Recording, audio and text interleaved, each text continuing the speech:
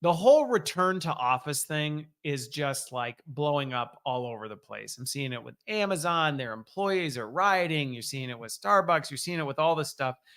And I feel a little bit like, why are we even back here? I really don't understand why we're having this conversation still. Like, anyway, but here's what happened. I came across this USA Today article that was titled, I don't remember the exact title of it, but it was a clickbaity title. And it was like, work from home employees say they're more efficient, but here's what they're really doing. And essentially, it was an article that basically took this survey that was done by SurveyMonkey of like 3,500 employees who were hybrid or remote, a very poorly designed survey. You can go find it if you want. And the survey was very poorly designed. And this article from USA Today did not represent the survey, but cherry picked some of the data out of the survey to basically paint remote workers as these lazy, good for nothing employees who are taking naps and mowing their lawn and, just doing chores around the house all day and not getting any work done. And even the tone of the article was just extremely offensive. So I really was bothered by that because, first of all, one, if you listen to me for any period of time, these broad brush stereotypes just irritate me to the core because they are not an accurate representation of people. Like, it is not, there's so much data out there showing that work from home employees are not a bunch of people sitting on their couch watching Netflix, eating bonbons while they're, having Domino's delivered. It's just such a almost caricature stereotype that it's like, really, like, this is how we're still talking about this. So then you had the bad survey, you had the cherry pick data, and then you had this just gross stereotyping. But here's what actually, because I was talking to some people about it, and they said to me, they're like, well, you're kind of a big remote work advocate and you've worked from remote. Like, is maybe some of this just like defensiveness? And here was my response to that. And I'll just share it here. And this is what I would say to any leader who may still be wrestling with some of these biases or persistent beliefs about what people are doing when they're working from home. And what I said to this person was, I said, listen, I looked at the survey and I looked at every single category of things that this article called out. Like, can you believe it?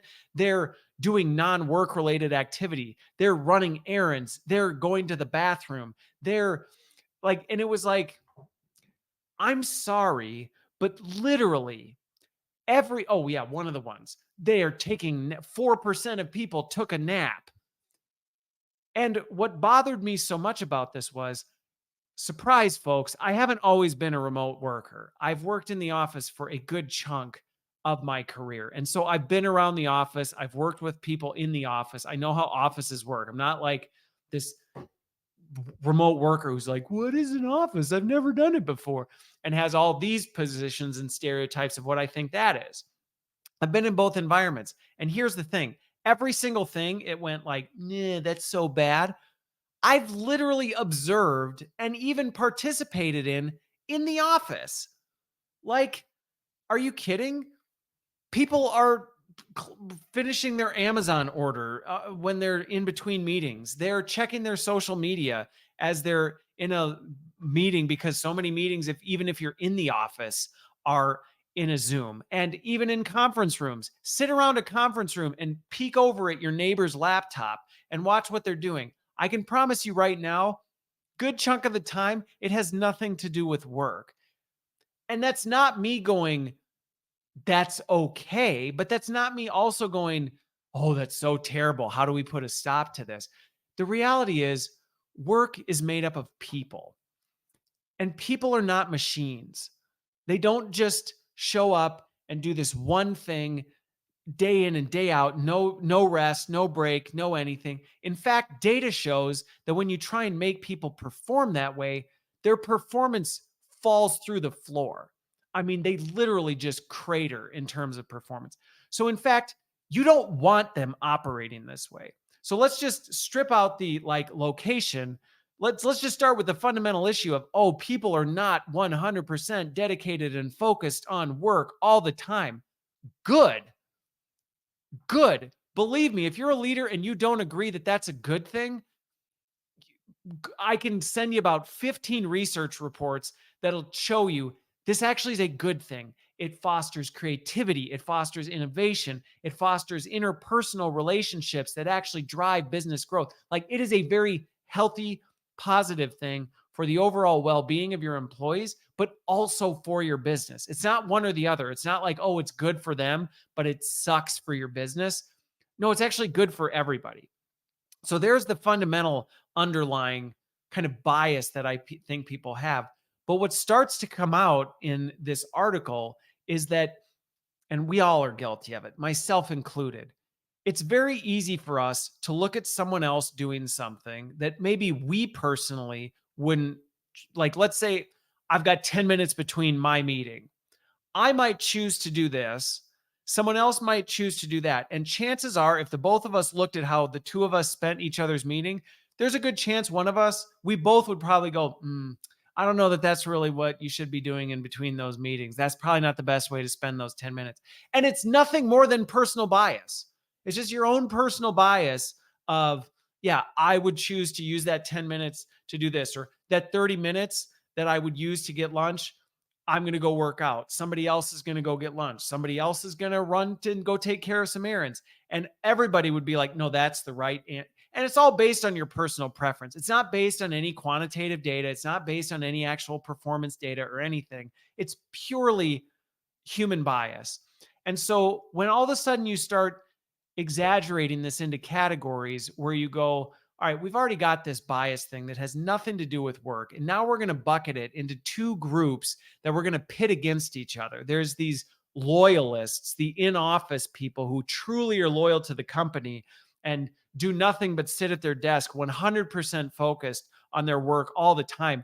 And then there's these, the hybrid remote employees over here who, oh, they're checking their social media and they're not working 100% of the time. Did you hear they folded some clothes when they had a break? Yuck. Like, stop it. It is literally using personal bias to pit groups of people against each other instead of saying, look, let's focus on performance outcomes. Let's focus on what needs to get done. Let's focus on if there is even a proximity component that requires something, then so be it. Right now, nobody's saying go pick up groceries, but don't ever go anywhere and don't ever have anybody go anywhere on your, they just make them vaporize and, like appear in front, like, duh. At some point, somebody's got to actually get the things. We know that. Let's move away from delivery trucks. Like, let's just have groceries show up at the store with it. We know that can't happen.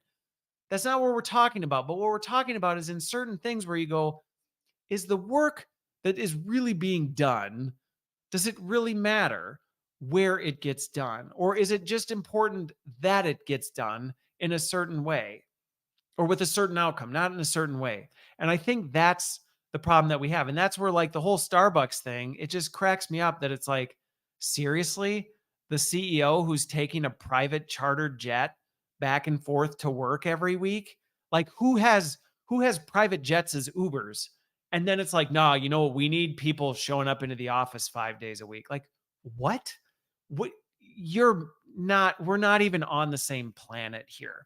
And so I think my encouragement for folks is to, one, just be more aware of the difference between things that matter for performance and things that are your personal bias. Like, truly, if you care more about whether a person chooses to spend that extra time they have in between things to change their kids' diapers or spend 10 minutes watching the news in the office break room, like, that's a you problem. And you've got to do the work to figure that out.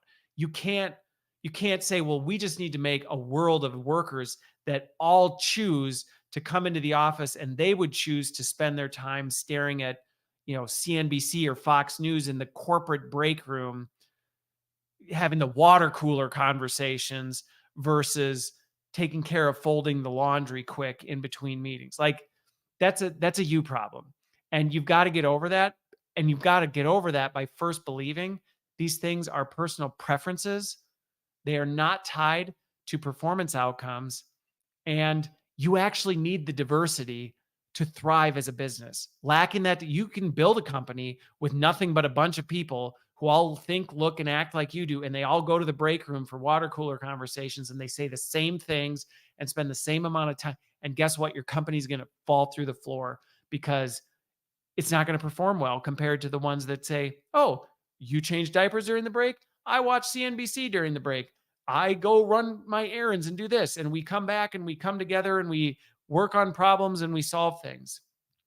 It's just really, to me, too bad that I feel like we're regressing in the world of work right now when, right into the pandemic, all of a sudden it started to seem like companies were realizing, hey, maybe we actually can celebrate different ways of doing things and be innovative and embrace people who all think, look, and act differently. And then all of a sudden now we're like, nah, that was kind of like a trend. We're kind of past that. We're kind of past the whole equity and inclusion. We're kind of past the whole flexible working. We're going to kind of go back to how it was before. And to me, we're falling back into some really bad habits. So there you go.